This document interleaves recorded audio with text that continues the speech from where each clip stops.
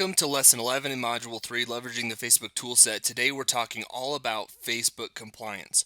Now this is one of the least exciting things we could possibly cover in the lesson, but it also couldn't be more important. I'm going to show you 3 different levels of your Facebook ads that you have to understand compliance rules surrounding them. I'm also going to give you some resources to help you understand how compliance works so you can implement this on your own. The first thing we need to understand is complying with Facebook's terms and conditions. Ad account shutdown with Facebook advertising is a real concern. Even if you don't feel like you're doing anything wrong, you still run the risk of having your ad account shut down if you don't follow these best practices. The bad news is that once your ad account is banned, you'll probably never get it reinstated. There are really 3 things you need to pay attention to ensure that you stay within compliance. The first is your ad account itself. The second is your actual advertisements, and the third are your landing pages. We're going to go through each one of these in more detail coming up here next. So first of all, what do we need to do at the ad account level to make sure that we stay within compliance? Well, a good rule of thumb, first of all, is to only grant access to your ad account to reputable people.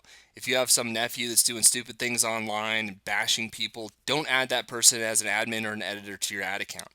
Another thing is to not add too many people. If you had 34 different admins in there, that's going to look a little bit suspicious, so don't add anybody in here who's not essential. The second thing is don't use any payment source other than a credit card. You have a lot of different options for payment. You can use a debit card because it has a normal credit card number. You can use PayPal. You can even use direct transfers from your checking account. I would encourage you to not use anything except for a credit card and always ensure that your credit limit is high enough to absorb whatever charges you're going to send at it from Facebook. If you have a debit card and you have insufficient funds in there and it gets canceled and you don't remember to go back there and fix it, you could have your ad account shut down. I've also seen a lot of problems with people using direct deposits from their checking account, so don't do anything but a credit card and ensure that your credit card has a sufficient balance to cover that. If you're running ads for different clients, make sure you explain to them exactly how the charges from Facebook are going to accrue so they don't freak out, cancel those charges, and then put your ad account in jeopardy. The third thing here is create a business manager account and then create holding accounts within it. In the lesson notes below this lesson, I've given you a link to Business Manager. If you don't already have it, click that link and upgrade to Business Manager. It doesn't cost anything. Ultimately, what Business Manager does is it's a giant bucket that you can put multiple ad accounts inside. Within each one of those ad accounts, you can advertise on any page that you're an administrator of. So even if you only want to advertise on behalf of one page, creating a Business Manager account and then filling it with additional holding accounts is an extra layer of protection. Now, to create these holding accounts, you don't even have to put a credit card number in there. Just click Create Account, give it a name like Holding, and just save it. Do that until you fill up your entire Business Manager. This way, if you ever ran into some sort of problem, even if it is as simple as having a payment problem that were to get your ad account suspended, now you have another account there that you could still run ads on behalf of your pages. The fourth thing here is delete any old non-conforming or unapproved ads. If as we go through this lesson you realize you might not be strictly within Facebook's compliance guidelines, go back in there, turn off any uncompliant ads, and delete them from your ad account. Now occasionally Facebook will manually audit old advertisements. They'll actually go into accounts and see if people are not only currently but even in the past conforming with their advertising policies. If you have ads that were unapproved or if they're just not conforming, go in there and delete them from your account. The next thing we need to talk about is compliance tips at the ad level themselves. There are specific niches that will be more carefully scrutinized. If you're in the health and wellness, weight loss, how to make money space, make sure that you never put specific claims in there. Don't say things like follow the system and I guarantee you'll lose 20 pounds. Or if you implement my money making program, I guarantee you'll be a millionaire in 12 months. Anytime you put specific claims in your ad, that's a giant red flag to Facebook, especially if you're in these specific niches. Next, be specific but not overly specific when addressing your audience. Let's say that you had a database full of people with the last name of Jones, and you created a t-shirt that said Joneses are the best. If you ran an ad to all these people that says, hey Joneses, buy the Joneses are the best t-shirt, that's going to be a little bit creepy to these people because you have so much information specific to that person, even as far as their actual name. That's a good example of something that's going to get your ad account shut down very, very quickly. Another thing you want to be very careful of is using specific use statements. Let's just say that you're in the health and wellness space and you say, you struggle with back pain, you can't pick up your kids and play with them in the park, you need this particular product that helps your back pain. Anytime you call out your audience with a specific use statement, especially when it's associated with some sort of problem that they have, that's a red flag that also runs the risk of getting your ad account shut down. Good rule of thumb, anytime you use a use statement is to phrase it in a question. or even not even use the word you at all. You'll see a lot of the questions that I start with my pattern interrupt, they just say want to, and then the rest of the sentence. It doesn't specifically say do you want to. So just be careful about the way you address your audience. Another thing at the ad level is to not be overly provocative. You wouldn't want to run an ad to a super specific audience and then call out their champion political official and tell them that they're stupid for voting for that person. You're going to get all kinds of negative feedback, and Facebook's going to look at that and shut it down very quickly. So don't be provocative. Ensure that your ad images are related to your subject matter. If you're selling red t-shirts, don't use an ad with a red t-shirt image and then send them to a page that sells digital cameras. You also don't want to use any images that could be offensive or overly sexy. If you're selling insurance, don't put a picture of a woman in a bikini in your ad picture. Not only is it a way to get a lot of negative feedback from the actual users on Facebook, Facebook's also going to look at that and realize that it has nothing to do with what it is that you're talking about. The last thing here is if you're going to ask for an opt-in, say so in your ad copy. You'll see the little sentence that I use at the very bottom of all of my opt-in advertisements. It says click here to register and download. So I tell them, yes, I have this lead magnet for you, but you are going to have to register with me in order to get access to it. Most people understand this, but just be very explicitly clear on exactly what you're asking them to do in order to give them whatever it is that you're offering. Finally, watch negative feedback. If it gets high, turn off your ad and delete the ad. The third thing we have to talk about is compliance at the landing page level.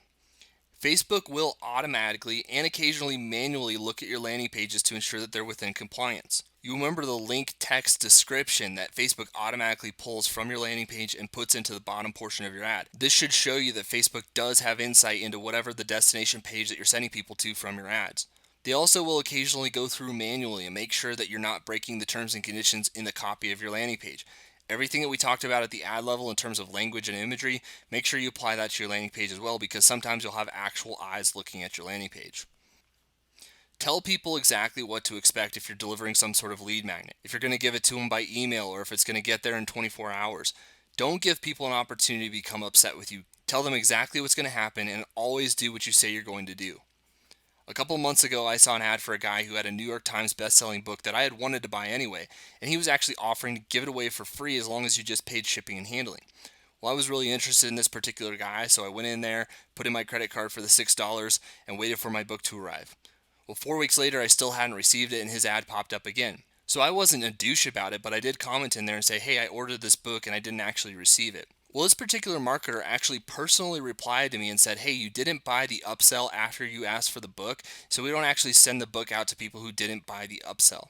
What that did is it kicked off an entire string of comments from a lot of other people who had experienced the same thing I did and said, hey, this is a total scam. This guy isn't a good guy. He's not giving you the book. Don't opt in here. All sorts of bad comments and negative feedback. Not only is this going to damage your reputation within your audience, it's actually a way for Facebook to say, hey, this guy's not an upstanding marketer. We don't want him to run ads on our platform. So tell people what to expect and always deliver on what you tell people you're going to give them. Another thing here is always include specific business information. Put your business address, your phone number, and your logo on every landing page. Now you can put this down at the footer, but it's something that Facebook is going to be looking for more and more frequently. Did you know that if you advertise on Google AdWords, this is 100% essential and required for every single page that Google sends clicks to? Well, now Facebook is trying to raise himself up to the Google AdWords standard in terms of compliance. Now, it's not something that Facebook is going to require you to put in. However, it is something that they're looking for, so always put this in the footer of your landing pages. Another thing you really need to do is have a privacy policy and link to it in two places on your landing page. Any place you have a call to action and in the footer of every landing page. So if you're using a light box that pops up when somebody clicks on a click-through button, below that click-through button, you need to have a link to your privacy policy. If you have multiple buttons throughout your page, make sure you put a link beneath every single call to action. And finally, put a link to your privacy policy in the footer of all of your landing pages. Now, don't freak out and think you're going to have to hire an attorney to draft some sort of privacy policy for you. In the lesson notes below this video, I've actually created a generic privacy policy that you can use on all of your landing pages. You'll see some generic text in there. You just need to find and replace that with your specific business information, personalize it to yourself, copy it from that Word document, paste it into a simple landing page, and then put a link to that privacy policy page on all of your call to actions and the footer of all of your Facebook landing pages. This should take you about 10 minutes to complete, but it's really, really important. Also, don't use any sort of pop-up or autoplay video. Facebook calls these trapping mechanisms. Even something like an exit intent pop-up. These are things that Facebook is getting more and more strict on. Now, I do use autoplay videos on my thank you pages, but definitely not on your landing page. Don't use any sort of trapping mechanism when you're trying to get an opt-in. Finally, your page should be related to your ad. No bait and switch. It's always a good idea to use some sort of imagery from your ad in your landing page. And the same goes with language. If you have a big call to action on there, make sure you put that same call to action in your headline somewhere on your landing page. There needs to be congruence between the ad and the page that ad sends people to. Also, include a simple non-affiliation disclaimer. This is as simple as my business is not affiliated in any way with Facebook Inc. Inside the privacy policy document below the lesson notes, I have included a non-affiliation disclaimer. Copy that and put it separately in the footer of all of your Facebook landing pages. Finally, always abide by the 20% text rule. Facebook is constantly changing their ads manager and their power editor platform. At times, it is going to automatically scrub those images for you when you're building the ads, but even if it doesn't, always run any image that has text on it through the overlay tool to ensure you're within the 20% text boundaries. Anything that's not green, you don't want to run. Facebook's going to limit the delivery of those ads, and the reason they're doing that is because they want to protect the user experience. Finally, I want to give you some resources to help you abide with compliance. First of all, I've given you a link to Business Manager in the lesson notes below. If you don't already have Business Manager, click that link, upgrade to Business Manager. Next, I've given you a link to Facebook's terms and policies. Now, this is an extensive part of their website, but it is searchable, so if you have questions about specific portions of what we've covered, you can go through there and read the actual policies from Facebook. Next, I've given you a link to Facebook's text overlay tool. Anytime you put text on your images, even if you're 99% sure that it's going to be less than 20% of the image, always run it through the overlay tool. And the last thing here is the free customizable privacy policy template. Take 5 minutes after this lesson, replace the generic information in there with your specific business information, put that on a landing page, and link to it in all of your Facebook ad landing pages.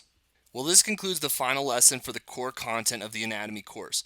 I want to do two things. First of all, I want to thank you for spending the time investing in your business so that you understand how to create high converting Facebook landing pages. If you're like me, you're a little bit impulsive, you just want to go out there and get stuff done. I want to commend you for taking the time to go through this, investing in yourself so that you can tilt the table in your favor and have an unfair advantage and a higher probability of success with Facebook ads. The other thing I want to do at the end of this course is to just encourage you to implement. Nothing that you learn today is going to make you any money or help you be more successful if you don't go out there and apply it. I read all these books by Navy SEALs. These guys are religious when it comes to preparation, but even they admit that an okay plan implemented today is better than a perfect plan that's implemented tomorrow. So don't wait until you feel 100% confident. You'll probably never feel 100% confident before you kick off an ad. But you do have the knowledge that you need to make informed decisions, build your ads in the correct way, use the right testing process, and have a really good shot at success with Facebook advertising. So go out there and implement. Well, congratulations on completing the anatomy lesson. Make sure to check out the bonus content below that talks about tools I love and how to use them. And go out there and implement high converting Facebook ads.